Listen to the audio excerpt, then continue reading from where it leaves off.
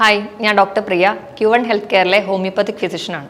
ഇന്ന് ക്ലിനിക്കിൽ വരുന്ന പല പേഷ്യൻസും പറയും നടുവേദന ആയിട്ട് തുടങ്ങിയതാണ്, ഇപ്പോൾ അടിവയറിന് വരെ വേദന, കൂടെ ഓക്കാനം, ഛർദ്ദിക്കാനുള്ള തോന്നൽ, അതുപോലെ മൂത്രം കണ്ടിന്യൂസ് ആയിട്ട് പോകുന്നില്ല, ഇടയ്ക്കിടയ്ക്ക് പോകണം തോന്നുക. ഇതൊക്കെ ഒരു പരിധി വരെ കിഡ്നി സ്റ്റോണും ഉണ്ടാവാം. ഇന്ന് നമുക്ക് ഈ വിഷയത്തെക്കുറിച്ച് സംസാരിക്കാം. കിഡ്നി സ്റ്റോൺ അഥവാ മൂത്രക്കല്ല്. എങ്ങനെയാണ് മൂത്രത്തിൽ കല്ലുണ്ടാവുന്നത് നോക്കാം. നമ്മൾ കഴിക്കുന്ന ഭക്ഷണത്തിലൂടെ ലവണങ്ങൾ നമ്മുടെ ശരീരത്തിലെത്തുന്നു. ലവണങ്ങൾ എന്ന് പറയുമ്പോൾ കാൽസ്യം, പൊട്ടാസ്യം, സോഡിയം, മഗ്നീഷ്യം തുടങ്ങിയവ. ഇവ നമ്മുടെ ശരീരത്തിലെത്തുകയും ശരീരത്തിന് വേണ്ട ഫങ്ഷൻസ് ഒക്കെ ചെയ്ത് ബാക്കിയുള്ളത് കിഡ്നിയിലെത്തി മൂത്രം വഴി പുറന്തള്ളുന്നു. ചില ജീവിതശൈലികൾ കൊണ്ട് ഈ ലവണങ്ങൾ നമ്മുടെ കിഡ്നിയിൽ അടിയുന്നു. ഇവ ചേർന്ന് ഒരു ക്രിസ്റ്റൽ ഉണ്ടാവുന്നു. ക്രിസ്റ്റലുകൾ ചേർന്ന് കല്ല് രൂപപ്പെടുന്നു. ഇങ്ങനെയാണ് മൂത്രത്തിൽ കല്ലുകൾ ഉണ്ടാവുന്നത്. ഇത് ഒരു മണൽത്തരിയുടെ വലുപ്പം മുതൽ ടെന്നീസ് ബോളിന്റെ സൈസ് വരെ ആവാം. കൂടുതലായും പുരുഷന്മാരിലാണ് കാണുന്നത്. എന്തുകൊണ്ടൊക്കെ മൂത്രത്തിൽ കല്ലുണ്ടാവുന്നു എന്ന് നോക്കാം. ഒന്നാമത്തെയും പ്രധാനപ്പെട്ട കാരണവും വെള്ളം കുടിക്കുന്നതിൻ്റെ അളവ് കുറയുമ്പോൾ ശരീരത്തിലെ ജലാംശം കുറയുന്നത് വഴി.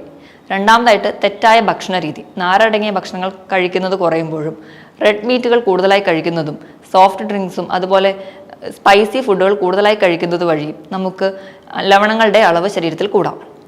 ഇതുപോലെ തന്നെ വ്യായാമക്കുറവ്, അതുവഴി അമിതവണ്ണം ഉണ്ടാവാം. കിടപ്പ് രോഗികളിൽ, ഇടയ്ക്കിടയ്ക്ക് യൂറിനറി ഇൻഫെക്ഷൻ വരുന്നവരിൽ, ചില ഗ്ലാൻഡുകളുടെ പ്രശ്നം കൊണ്ട് വരാം. പാരാതൈറോയ്ഡ് ഗ്ലാൻഡിൻ്റെ പ്രശ്നങ്ങൾ കൊണ്ട് കാണാം. അതുപോലെ ഗൗട്ടുള്ളവരിൽ, ചില മരുന്നുകൾ കഴിക്കുന്നവരിൽ, ചില ഡയൂററ്റിക്സ് കഴിക്കുന്നവരിൽ, പുകവലി, മദ്യപാനമുള്ളവരിൽ, ഇവരിലൊക്കെ നമുക്ക്, അതുപോലെ ഗൗട്ടുള്ളവരിലും നമുക്ക് കിഡ്നി സ്റ്റോൺ ഉണ്ടാവുന്നതായി കാണാം. പലതരത്തിലുള്ള കിഡ്നി സ്റ്റോൺ ഉണ്ട്. ഏതൊക്കെയാണെന്ന് നോക്കാം. ഒന്നാമത്തേത് കാൽസ്യം സ്റ്റോൺ. ഇതാണ് ഏറ്റവും കൂടുതലായി കാണുന്നത്. 70 മുതൽ 80% വരെ കാൽസ്യം സ്റ്റോണുകളാണ്. ഇത് യൂറിൻ്റെ അസിഡിറ്റി മൂലം ഉണ്ടാവുന്നതാണ്. രണ്ടാമത്തേതാണ് സ്റ്റുവൈറ്റ് സ്റ്റോൺ. സ്റ്റുവൈറ്റ് സ്റ്റോൺ എന്ന് പറയുമ്പോൾ മാഗ്നീഷ്യം, അമോണിയ, ഫോസ്ഫേറ്റ് തുടങ്ങിയ ലവണങ്ങളുടെ പ്രസൻസ് മൂലം ഉണ്ടാവുന്നതാണ്. ഇത് 10 മുതൽ 15% വരെ മാത്രമേ കാണാറുള്ളൂ. മൂന്നാമത്തേതാണ് സ്റ്റാക്ക്ഹോൺ കാൽക്കുലസ്. അതെന്ന് പറഞ്ഞാൽ നമ്മുടെ മാൻ്റെ കൊമ്പ് പോലെ ഇരിക്കും. അത്ര വലിയ സൈസ് ഉണ്ടെങ്കിലും കിഡ്നിയിൽ വേദനയോ അല്ലെങ്കിൽ മറ്റു ബുദ്ധിമുട്ടുകളോ ഒന്നും ഉണ്ടാക്കാറില്ല. നാലാമത്തെയാണ് uric acid stone. Uric acid എന്ന് പറയുമ്പോൾ നമ്മുടെ പ്രോട്ടീൻ വിഘടിച്ചുണ്ടാവുന്ന എൻ പ്രൊഡക്റ്റ് ആണ്. നമ്മുടെ ശരീരത്തിൽ പ്രോട്ടീൻ്റെ അളവ്, അതായത് റെഡ് മീറ്റ് ഒക്കെ കൂടുതലായി കഴിക്കുമ്പോൾ ഈ പ്രോട്ടീൻ എല്ലാം ശരീരത്തിൽ അടിയുന്നു. ഇത് സന്ധികളിൽ അടിയുമ്പോൾ നമുക്ക് ഗൗട്ടായും കിഡ്നിയിൽ അടിയുമ്പോൾ യൂറിക് ആസിഡ് സ്റ്റോൺ ആയിട്ടും കാണിക്കുന്നു. എക്സ്റേയിൽ കാണാത്ത സ്റ്റോണുകളാണ് യൂറിക് ആസിഡ് സ്റ്റോൺ. അവസാനത്തെ അല്ലെങ്കിൽ 5ാമത്തെ ടൈപ്പാണ് സിസ്റ്റീൻ സ്റ്റോൺ. സിസ്റ്റീൻ എന്ന് പറയുന്നത് ഒരു അമിനോ ആസിഡാണ്.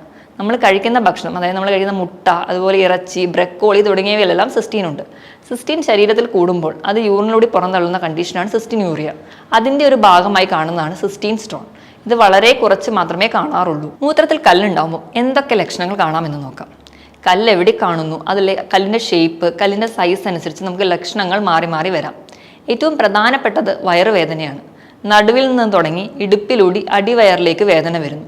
വേദന എന്ന് പറയുമ്പോൾ നമ്മളൊരു കത്തി എടുത്ത് കുത്തി മുറിക്കുന്ന പോലെ ശക്തമായ വേദനയായിരിക്കും. അതികഠിനമായ വേദനയായിട്ടാണ് പേഷ്യൻസ് പറയുന്നത്. ഈ വേദനയോടൊപ്പം ഓക്കാനം, ഛർദ്ദിലും ഒക്കെ ഉണ്ടാവാറുണ്ട്. അതുപോലെ ഇടയ്ക്കിടയ്ക്ക് മൂത്രം ഒഴിക്കാനുള്ള തോന്നുക, പക്ഷേ മൂത്രം കണ്ടിന്യൂസ് ആയിട്ട് പോകില്ല. ചിലരിൽ രക്തത്തിൻ്റെ അളവ് മൂത്രത്തിൽ കാണാറുണ്ട്.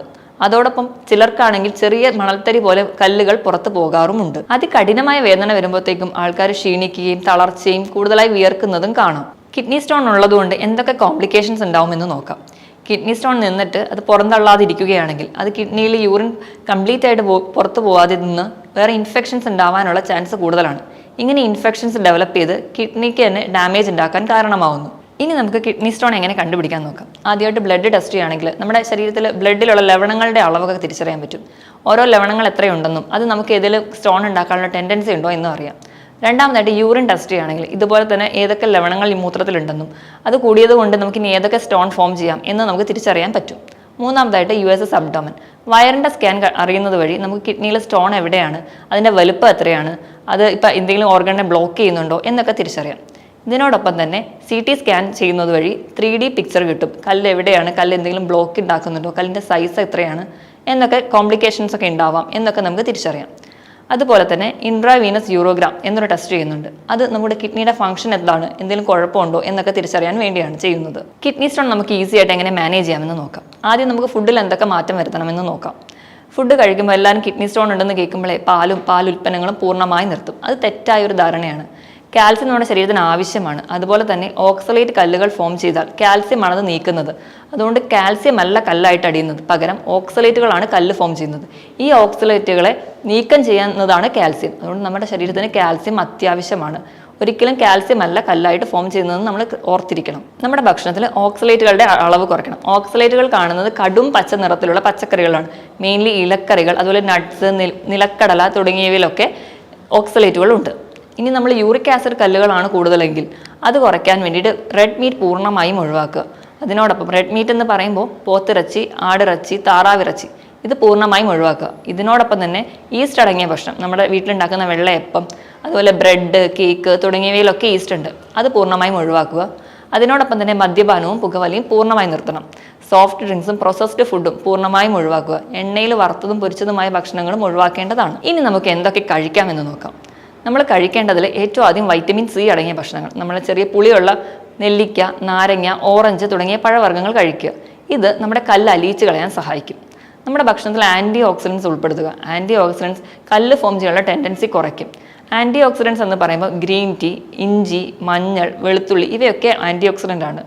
നമ്മൾ പ്രോട്ടീൻ കുറയ്ക്കാൻ വേണ്ടി പയറ് വർഗ്ഗങ്ങളൊക്കെ ഒഴിവാക്കുമ്പോൾ പയറ് മുളപ്പിച്ച് കഴിക്കുകയാണെങ്കിൽ ആൻറ്റി ഓക്സിഡൻസിൻ്റെ അളവ് കൂടുന്നതായി കാണാം. വൈറ്റമിൻ ഇയും വൈറ്റമിൻ കെ അടങ്ങിയ ഭക്ഷണം കൂടുതലായി കഴിക്കുക.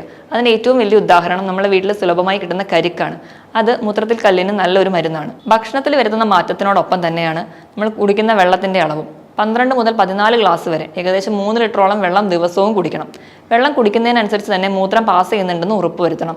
മൂത്രത്തിന് എന്തെങ്കിലും കലക്കലോ അല്ലെങ്കിൽ മഞ്ഞ നിറമോ എന്തെങ്കിലും ഉണ്ടെങ്കിൽ നമ്മൾ കുടിക്കുന്ന വെള്ളത്തിന്റെ അളവ് കുറവാണ് എന്നാണ് അർത്ഥം. അതികഠിനമായ വേദന വയറിലൊക്കെ അനുഭവപ്പെട്ടുകൊണ്ടിരിക്കുമ്പോൾ വെള്ളം കുടിക്കേണ്ട ആവശ്യമില്ല. അത് നമുക്ക് വേദന കൂട്ടത്തേ ഉള്ളൂ.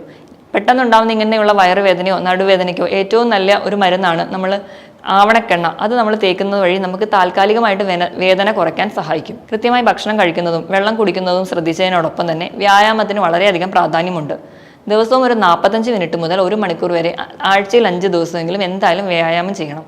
അതുവഴി നമുക്ക് നമ്മുടെ ബോഡി വെയിറ്റ് കൺട്രോൾ ചെയ്യാൻ പറ്റും. ബോഡി വെയിറ്റ് കൂടുന്നതും നമ്മുടെ കിഡ്നി സ്റ്റോണിന് ഒരു കാരണമാണല്ലോ. അപ്പോൾ നമ്മൾ കൃത്യമായിട്ട് വ്യായാമം ചെയ്യണം. ദിവസം ഒരു 45 മിനിറ്റ് മുതൽ 1 മണിക്കൂർ വരെ ആഴ്ചയിൽ 5 ദിവസമെങ്കിലും കൃത്യമായി വ്യായാമം ചെയ്യുക. അങ്ങനെ നമ്മുടെ ബോഡി വെയിറ്റ് ഒക്കെ കൺട്രോൾ ചെയ്യുന്നത് വഴി നമുക്ക് ഒരു പരിധി വരെയൊക്കെ കിഡ്നി സ്റ്റോൺ കൺട്രോൾ ചെയ്യാം. ഭക്ഷണം കൃത്യമായി കഴിക്കുന്നത് വഴിയും വെള്ളം കൃത്യമായി കുടിക്കുന്നുണ്ടെന്ന് ഉറപ്പുവരുത്തുന്നതിനോടൊപ്പം കൃത്യമായി വ്യായാമം ചെയ്യുന്നത് വഴി നമുക്ക് കിഡ്നി സ്റ്റോണും അതിൻ്റെ ബുദ്ധിമുട്ടുകളും കൺട്രോൾ ചെയ്യാവുന്നതേ ഉള്ളൂ.